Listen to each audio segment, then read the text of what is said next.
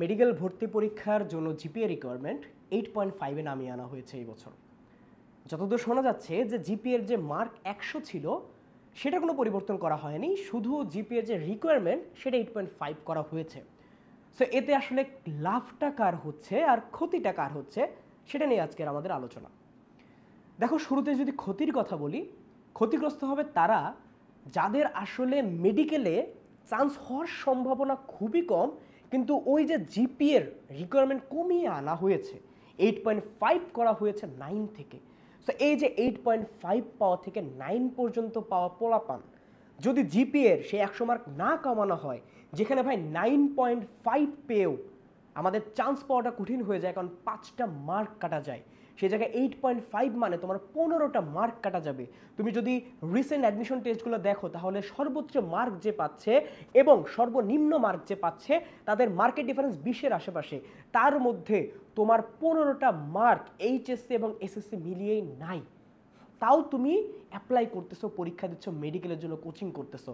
শুধু যদি এক্সাম দাও, জাস্ট এক্সাম হল এক্সপিরিয়েন্সের জন্য, সেটা তোমার জন্য কোনো ক্ষতিকর হবে না, কিন্তু তুমি আশায় বুক বাঁধতেছো, তোমার পরিবার আশায় বুক বাঁধতেছে যে আমার ছেলে বা আমার মেয়ে মেডিকেল ভর্তি পরীক্ষা দিবে, ডাক্তার হবে, কারণ সে মেডিকেল ভর্তি পরীক্ষা দেওয়ার যোগ্য। এটাতে ক্ষতিগ্রস্ত হচ্ছে কারা? তোমরা যারা আসলে সেই 8.5 থেকে 9 পর্যন্ত পেয়ে আশায় বুক বাঁধতেছো।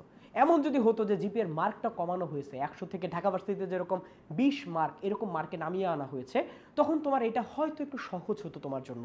কিন্তু এই জায়গায় যখন তুমি পরীক্ষা দেওয়ার আগেই 15টি মার্ক নাই, 10 মার্ক নাই, যেখানে আমরা সাজেস্ট করি যে ভাই 9.5-এর নিচে যদি পাও তুমি, বা 9.5-এর কম তুমি পাচ্ছ টোটাল এসএসসি আর এইচএসসি জিপিএ মিলে, কারণ তোমার 5 মার্কের চেয়ে বেশি কাটা যাচ্ছে, সেইখানে তোমার মেডিকেল ভর্তি পরীক্ষা দেওয়া উচিত হবে না, বা এইটার জন্য প্রিপারেশন নেওয়া উচিত হবে না যদি না তুমি অনেক বেশি কনফিডেন্ট থাকো। সেই জায়গায় তোমাকে যদি এখন আশা দেওয়া হয় যে হয়তো তুমি চান্স পাবা, এবং এই আশাটা কেন দেওয়া হচ্ছে, এখানে আসলে লাভ টাকা, দুইটা লাভের কথা আমরা কল্পনা করতে পারি।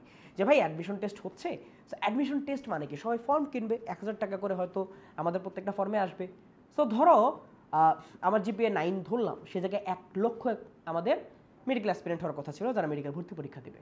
আমার জিপিএ রিকোয়ারমেন্ট 8.5-এ নিয়ে আসার কারণে তোমার অ্যাপ্লিকেন্ট বেড়ে যাবে 50 থেকে 1 লক্ষ, এবং এই জায়গায় 50,000 থেকে চান্স পাওয়ার সম্ভাবনা খুবই কম, এবং পাইলেও ভাই ওটা এক্সেপশন, ওটা হয়তো পাবে 5-10 জন। আমি ধরে নিলাম এই 50,000 জনের মধ্যে 100 জন চান্স পাবে, তাহলে যেই 49,900 জন চান্স পাচ্ছে না, তাদের ভবিষ্যতের কি হবে? ভাই দেখো, জাস্ট পরীক্ষার জন্য তুমি যোগ্য, পরীক্ষা দিতে পারবা, এই জন্যই যে তুমি পরীক্ষা দিবা এমনটা প্লিজ করো না। তুমি যদি একজন সরকারি মেডিকেল এ পড়তে ইচ্ছুক কোনো মেডিকেল অ্যাসপিরেন্ট হও, বা তুমি চাচ্ছ যে তোমার পরিবারের উপর কোনো তুমি বার্ডেন দিবা না, তুমি সরকারি মেডিকেলে পড়বা বা সরকারি বিশ্ববিদ্যালয়ে পড়বা, তাহলে তুমি একটু চিন্তা করে দেখো তো যে ভাই এই জায়গায় যে 8.5 দেওয়া হচ্ছে, ধরো তুমি 60 পাইলা এই মার্কগুলা কেটে, তখন তুমি প্রাইভেট মেডিকেলের জন্য যোগ্য। সো তুমি একটু কল্পনা করে দেখো এটা কেন করা হয়েছে। এটা করার অন্যতম কারণ হইতে পারে এক, যে ভাই প্রাইভেট মেডিকেলগুলোতে একটু আরেকটু কম্পিটিটিভ করা, একটু তাদের ব্যবসাটাকে একটু চাঙ্গা করে রাখা। আরেকটা হইতে পারে যে ভাই এই যে আমার পুরো মেডিকেল জার্নি বলো বা মেডিকেল ভর্তি পরীক্ষা যে প্রসিডিউরটা আছে, এই জায়গায় আরও বেশি মানুষ যুক্ত হবে। আমাদের ক্ষেত্রে কি, আমরা তো মেডিকেল স্টুডেন্ট পড়াই, যত জিপিএর মার্ক কমাবে বা রিকোয়ারমেন্ট কমাবে তত আমাদের স্টুডেন্ট বাড়বে। বাট আমরা তোমার ভালো চাই, আমরা তোমার ভালো চাই। তুমি যদি একটু কষ্ট করো, তুমি যদি একটু ইউনিভার্সিটি প্রিপারেশন নাও, হয়তো তুমি এই জিপিএ নিয়ে তুমি একটা ভালো ইউনিভার্সিটিতে চান্স পাবা, সরকারি ইউনিভার্সিটিতে চান্স পাবা। যত বড় লোকের বেটাও হও বা যত বড় লোকের বেটিই হও, তোমার ক্ষেত্রে বা তোমার পরিবারের ক্ষেত্রে ওই প্রাইভেট মেডিকেল বা প্রাইভেট ভার্সিটির টাকা বিয়ার করা অনেক কষ্ট। আমি ডিমিন করছি না, প্রাইভেট মেডিকেলের অনেক বড় ভাই আছে আমার, প্লাস অনেক ফ্রেন্ড আছে যারা অনেক মেধাবী, অ্যাজ এ ক্লিনিশিয়ান তারা অনেক ভালো, এবং তারা ঢাকা মেডিকেলে যেহেতু পোস্টেড আছে, তাদের সাথে যেহেতু ওঠা বসা হয়েছে অনেক, সো আমরা জানি তারা অনেক মেধাবী, অনেক হেল্পফুল। বাট এইটা তোমার পরিবারের ক্ষেত্রে অনেকটা আনবিয়ারেবল হয়ে যায়। যেমন আমার ক্ষেত্রে যদি বলি, আমার কিন্তু মাঝে মাঝে অনেক টিউশন আসে আমার কাছে, মাঝে মাঝে অনেক টিউশন আছে যে বলে যে বাবা তুমি একটু আমার ছেলেটাকে বা আমার মেয়েটাকে একটু পাশ করে দাও, আমি প্রাইভেট মেডিকেলে পড়াবো।